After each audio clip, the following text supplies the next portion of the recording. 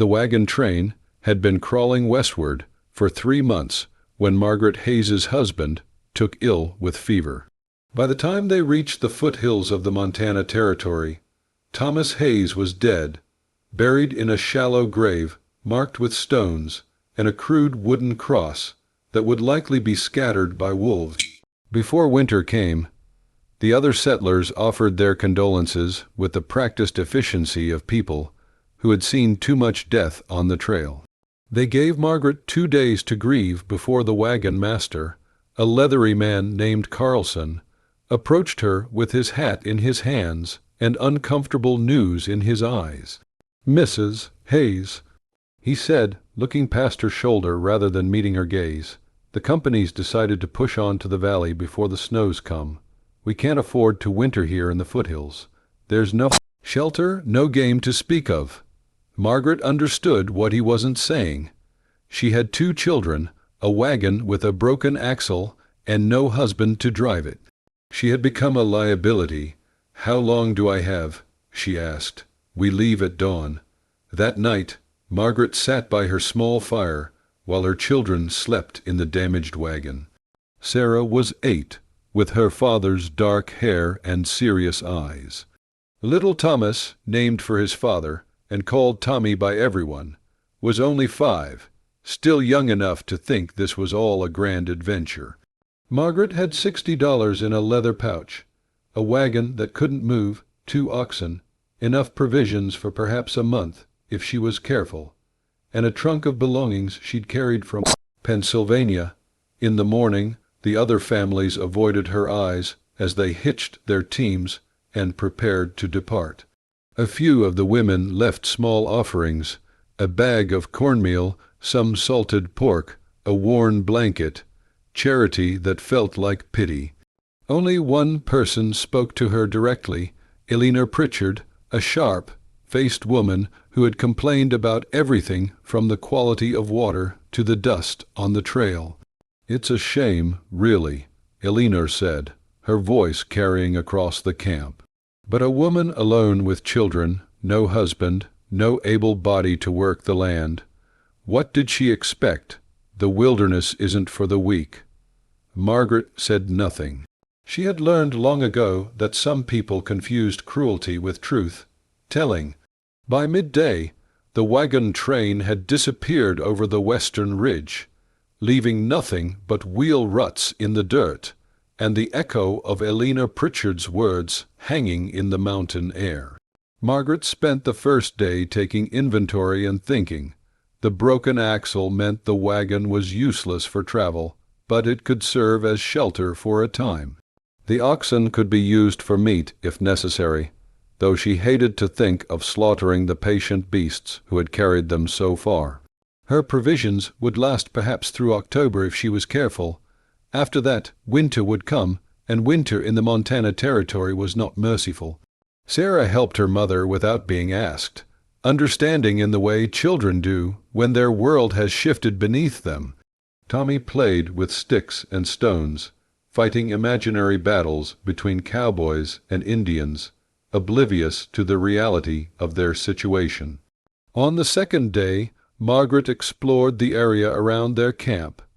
The foothills rolled away in every direction, covered in scrub pine and sage, cut through with rocky ravines and dry creek beds.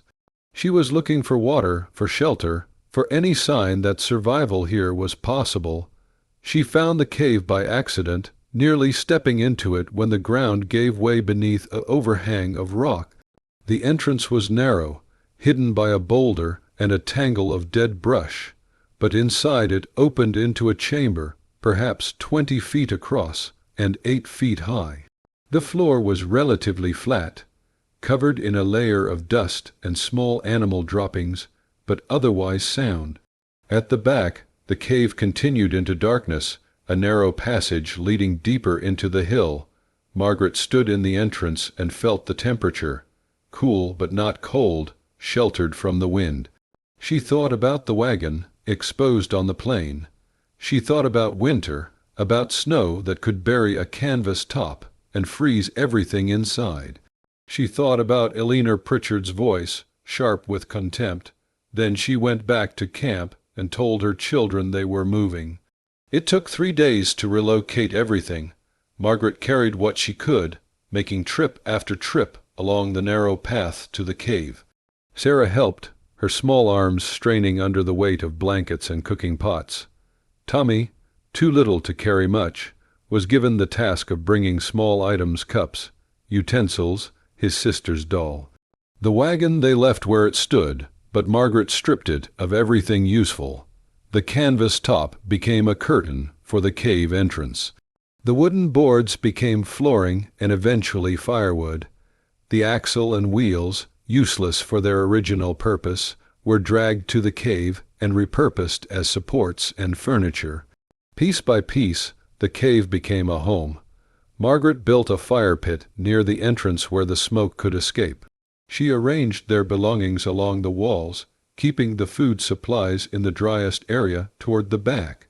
She made beds from pine boughs covered with blankets, raised slightly off the ground on a platform of boards from the wagon.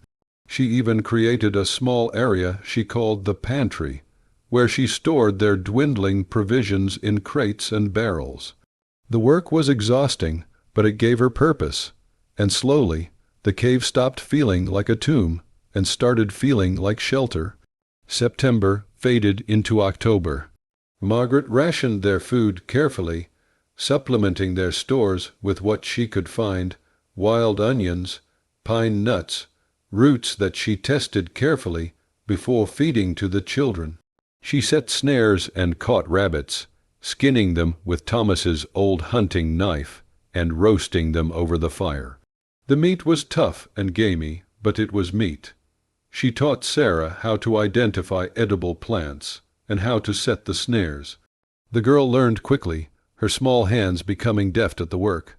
Tommy was too young for such tasks, but Margaret taught him to gather kindling and to recognize the signs of weather changing.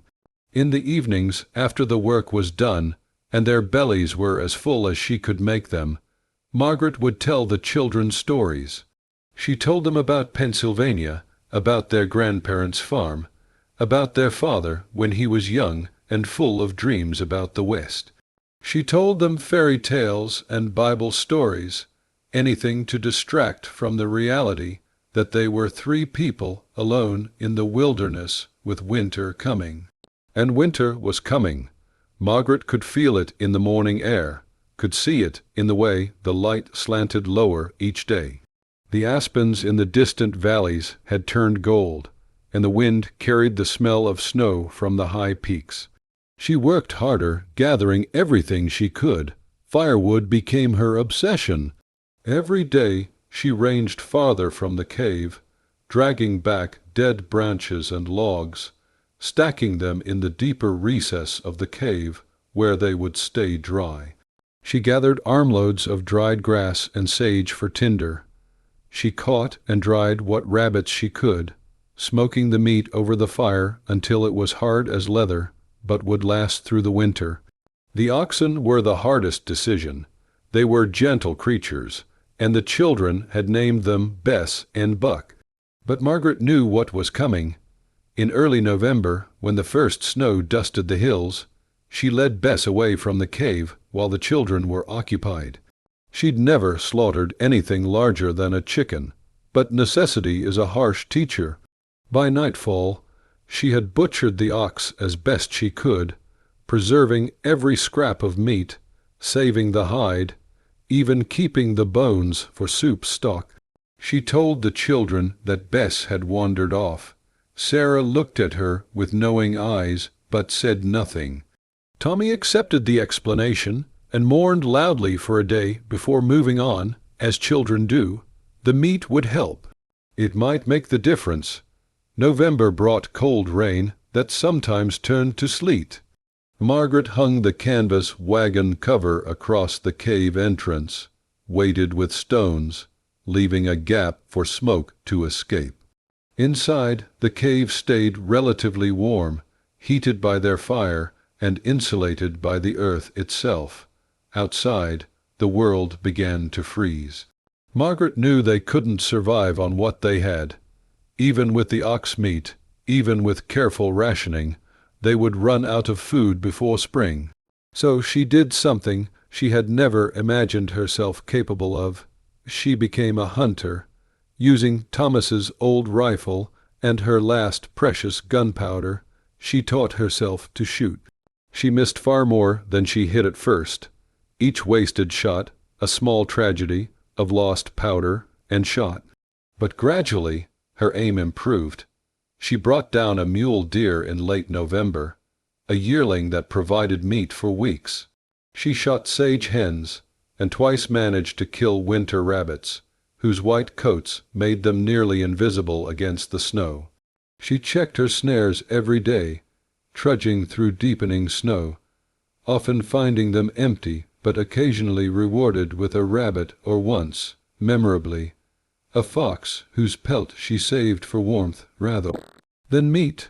Sarah helped with everything now, no longer quite a child.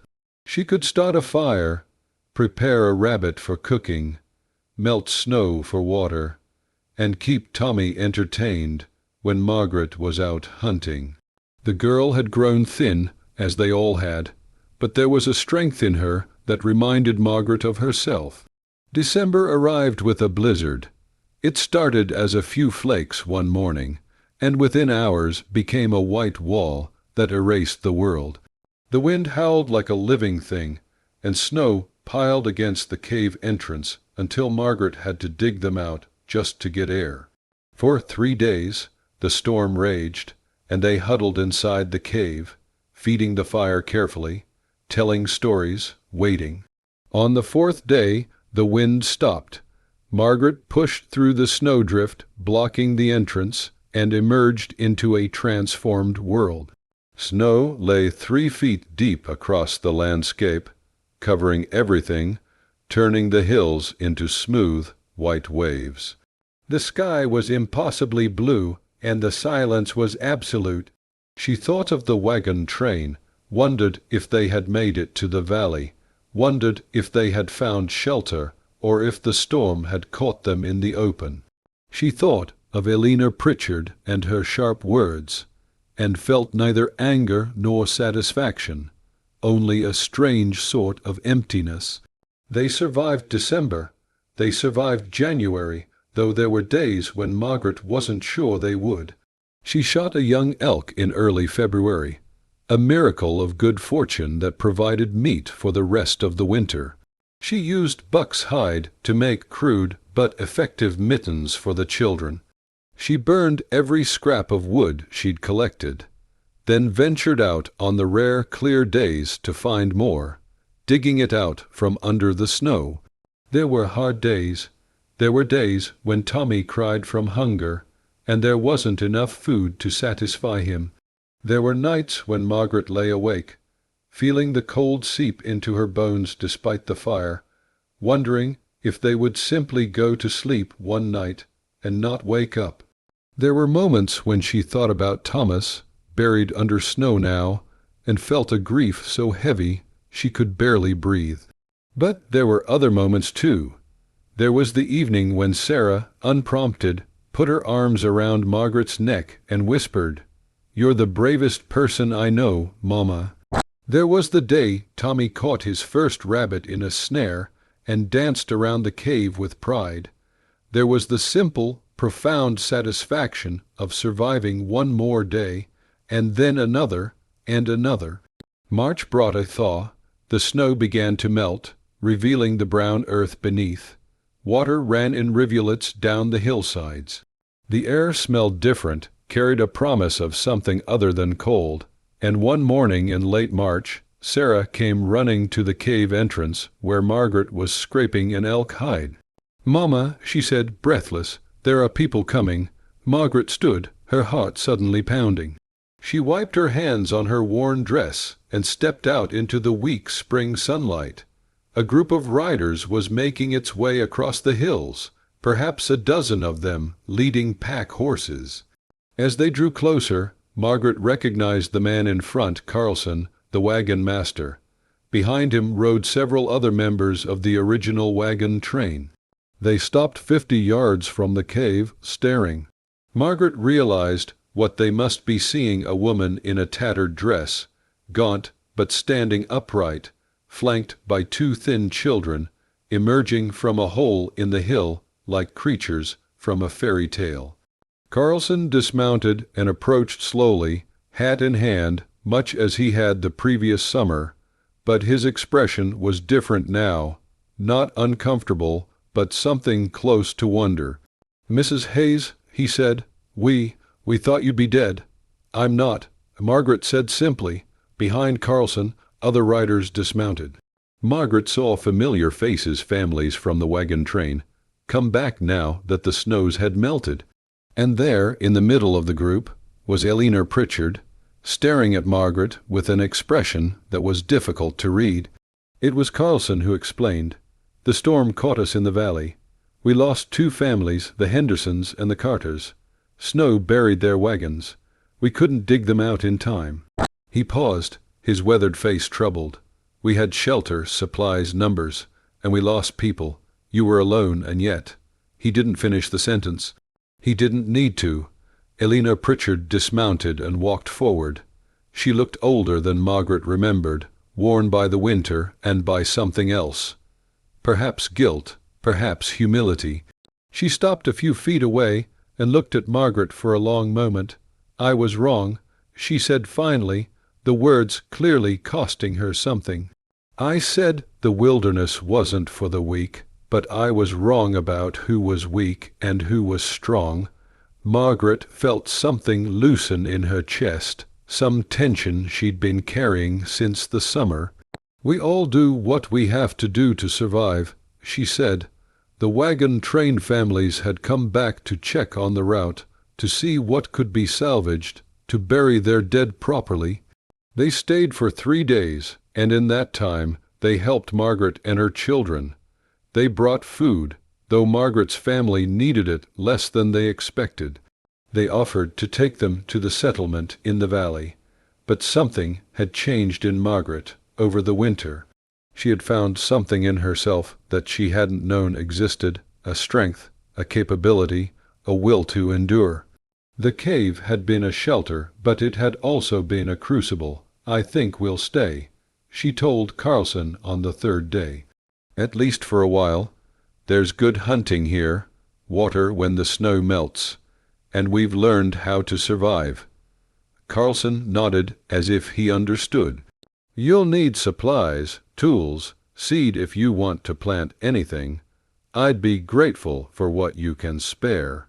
They left her with 3 months of provisions, a better rifle, tools, even a milk cow that had somehow survived the winter in the valley. They left her with the knowledge that the settlement was 3 days, ride west if she needed it, and they left her with something else: respect. As the wagon train prepared to depart, Eleanor Pritchard approached Margaret one last time. She held out a bundle wrapped in cloth. "This was my mother's," she said, "a quilt. She made it in Pennsylvania before coming west. I want you to have it." Margaret took the bundle, feeling the weight of it, understanding what it represented. Not just warmth, but an apology, an acknowledgement, a recognition of what Margaret had accomplished. "Thank you," she said. Eleanor nodded and turned away, climbing back onto her horse. Within an hour, the wagon train was gone, leaving wheel ruts in the mud, and the promise to send word of Margaret and her children to any officials who might worry about settlers left behind. That night, Margaret and her children sat by their fire in the cave entrance, wrapped in Eleanor's quilt. The spring air was cool but no longer cold. In the distance, they could hear the sound of water running, ice melting, the earth coming back to life. "Are we really staying, Mama?" Sarah asked. Margaret looked at her daughter, at her son, at the cave that had sheltered them through the worst winter of their lives. She thought about Thomas, about Pennsylvania, about all the plans they'd made for a new life in the West. "For now," she said, "for now we're staying." Tommy nestled against her side. "I like the cave," he said sleepily. "It's home." And Margaret realized that he was right. Somewhere during the long winter, this hole in the hillside had become home. Not the home they'd planned, not the homestead Thomas had dreamed of, but home nonetheless, a place they'd claimed not with papers or promises, but with work and will and the simple, profound act of surviving. Above them, the first stars appeared in the darkening sky.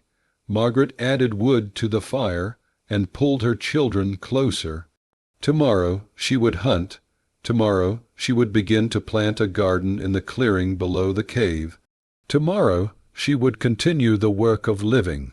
But tonight she simply sat with her children by the fire, wrapped in a quilt that represented everything that had changed and everything that mattered. They were alive, they had survived, and that, Margaret thought, watching the flames dance against the cave walls, was enough. That was more than enough. The widow who lived in a cave with her children became, over time, a story told in the settlements of Montana Territory. Some versions emphasize the hardship, others the triumph, but all of them agreed on one thing: Margaret Hayes had done something remarkable. She had taken what others saw as weakness, a woman alone with children, and turned it into strength. She had taken what others saw as a tomb, a cave in the wilderness, and turned it into salvation. And when people asked her, years later, how she'd done it, Margaret would think back to that terrible, beautiful winter and give the only answer that made sense. "I did what any mother would do," she'd say. "I kept my children alive."